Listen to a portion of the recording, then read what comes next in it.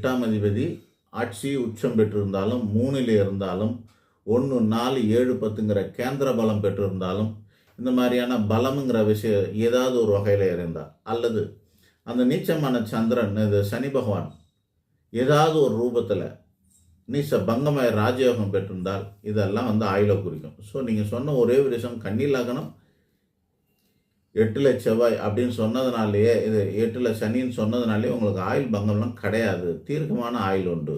நம்ம பார்க்குற அந்த 4 விதத்தில் ஏதோ மற்றவங்க ஜாதகத்தை பார்த்தா தான் மற்றதெல்லாம் சொல்ல முடியும். இந்த 2 விஷயத்தில் கன்னி லக்னம் 8ல் சனி நீச்சம், இந்த 2 காரணத்துக்காகவே உங்களுக்கு 77 வயசுக்கு குறையாத ஆயுள்னு சொல்லலாம். இதுக்கப்புறமா உங்களோட ஆயுள் ஸ்தானாதிபதி எப்படி இருக்கான்றதை பார்த்தோம், வேறு ஏதாவது யோகா அமைப்புகள்லாம் இருக்குதுன்னு பார்த்தோம்னா ஒன்றுமே கூடுமே வரையும் குறையாது. ஸோ 77க்கு குறையாத ஆயுள் இருக்கும் அப்படின்னு நம்ம தீர்க்கமாக சொல்லலாம். ஒன்று. ரெண்டாவதா ஆளுங்களை பற்றி சொன்னீங்க, வேலைக்கு ஆள் இல்லை அப்படின்ற மாதிரி. வேலையாட்களுக்கு ஆள் இல்லை அப்படின்னாக்கா நம்மெல்லாம் வேலைக்கெல்லாம் சில பேரை வேலைக்கு வைக்கிறோம். எதுவுமே எப்போவுமே நம்ம தெரிஞ்சுக்கிறது என்னென்னா, ஜோசியர் நல்ல ஞானமுள்ள ஜோசியர் என்ன பண்ணுவாங்கன்னா, நோய் நாடி நோய் முதல் நாடி அது தணிக்கும் வாய் நாடி வாய்ப்பு செய்யலைங்கிற திருக்குறளை ஞாபகத்துக்கு வச்சுப்பாங்க. எல்லாத்துக்கும் மூல காரணம் என்னான்னு பார்ப்பாங்க. மூல காரணம்னா என்ன அப்படின்னா, இப்போ நம்ம டேப்பை திறக்கிறோம், தண்ணி வருது இல்லையா, அந்த தண்ணி எங்கேருந்து வருதுன்னு கண்டுபிடிக்கணுங்க. அதுதான் மூல காரணம். டேப்லேருந்து தண்ணி எங்கே வரும், எங்கேருந்து டேப்பில் தண்ணி வரும் அப்படின்னா, ஸ்ட்ரைட்டாக டேங்க்லேருந்து வருதுன்னா டேங்க்குக்கு எங்கேருந்து வருது அப்படின்னு பார்க்கணும். ஸோ டேப்புக்கு மேலே 2 கேட் வாலாக வச்சுக்கணும்.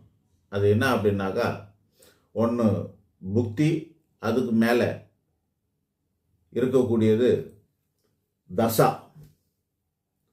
நீங்கள் பார்ப்பீங்க தண்ணியெல்லாம் பெரிய பெரிய பைப் போட்டு அப்படியே ரெடியூசர் போட்டு கொஞ்சம் கொஞ்சமாக சின்னது பண்ணிகிட்டே எடுத்துகிட்டு வருவாங்க. அப்போ தான் கடைசியாக சின்ன டேப்பில் நமக்கு தண்ணி வர்றது இருக்கும். தசா, புத்தி, அந்தாரன், கோச்சாரம்னு அப்படியே ரெடியூஸ் ஆகிட்டு வருங்க. இது மாதிரி இந்த இடம்லாம் ஓப்பனாக இருக்குதா அப்படிங்கிற மாதிரி பார்க்கணும். டேங்க்கில் இருக்கிற தண்ணி எப்படின்னா தலையெழுத்துன்னு அர்த்தம், விதியில் இருக்குதாங்க. டேங்க்கில் தண்ணி எப்படி வந்தது ஓவர் டேங்க்கில் அப்படின்னு பார்த்தா, பூமிக்கு அடியிலேருந்து தான் தண்ணி வரணும். ஒன்று ஸ்டம்புன்னு சொல்லக்கூடியது கீழ்நிலை தொட்டிலேருந்து வரணும், அல்லது பூமியிலேருந்து எடுக்கணும், கிணத்துலேயோ போர்லேருந்து வரணும். பூமி பூர்வ ஜென்மன்னு அர்த்தம். பூமி கீழே இருந்ததுன்னா கண்ணுக்கு தெரியாத இடத்துல இருக்குது, அது பூர்வ ஜென்மம்னு அர்த்தம். ஸோ நீங்கள் ஆட்களை இங்கே எல்லாமே கரெக்டாக இருக்குதுன்னு நம்ம பார்த்துட்டோம், ஆனால் கீழே தண்ணி இல்லைன்னு அர்த்தம்.